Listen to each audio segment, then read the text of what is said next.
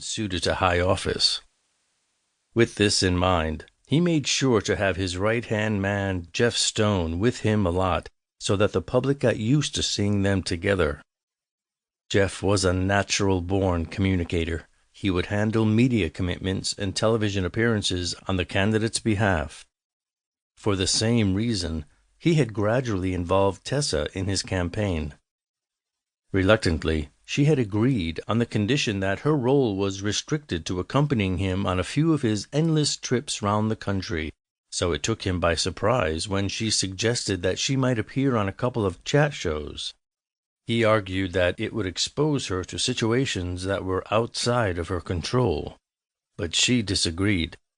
She was at her most comfortable and competent in social situations, and the polls were showing that people gave her husband low scores when it came to his personality, the human side of the man.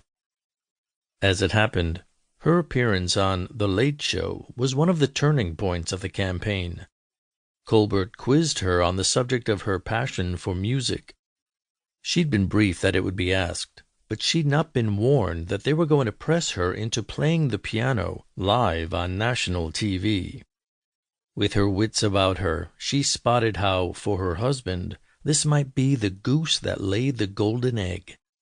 So she grudgingly allowed herself to be led to the backing band's baby grand, where she proceeded to play, shyly and beautifully, part of Chopin's E-flat Nocturne. Colbert and his audience were spellbound. It was a magical moment.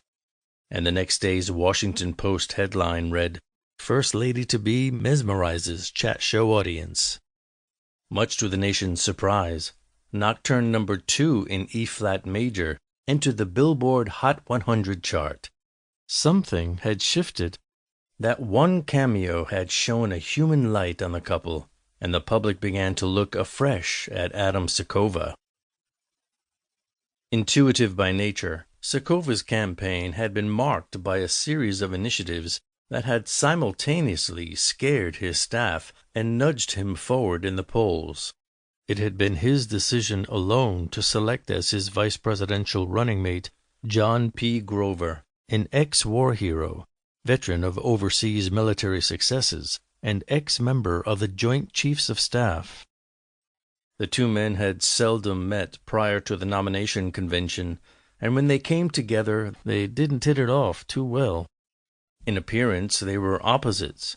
Grover stood 6'2" in his stockinged feet, a handsome, dark-haired military figure, and in personality they were no less dissimilar.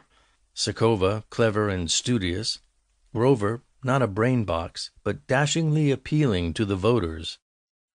In his army days, Grover used to say that there were two types of military men: those who worked on winning over people, and those who worked on defeating people. His approach was decidedly the second of these. The reason he was there was to make others obey him, he used to say.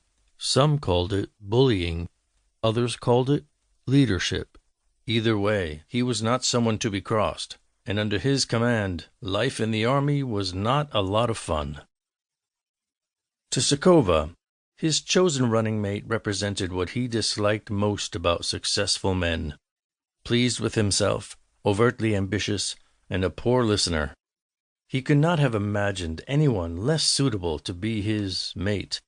On the other hand, he was well aware of his own shortcomings as a presidential candidate and the ways in which Grover made up for them.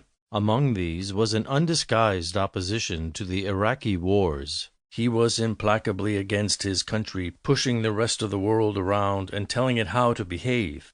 He did not believe in trying to impose American-style democracy on foreign nations, and he feared such wars would create a vacuum in which anti-Western resentment and revenge could fester.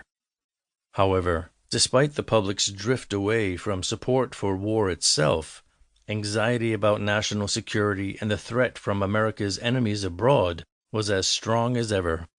On top of everything, the fallout from the outbreak of coronavirus was still weighing heavy on the economy, and people were angry. People were scared. They needed a leader who understood national security as something that extended beyond just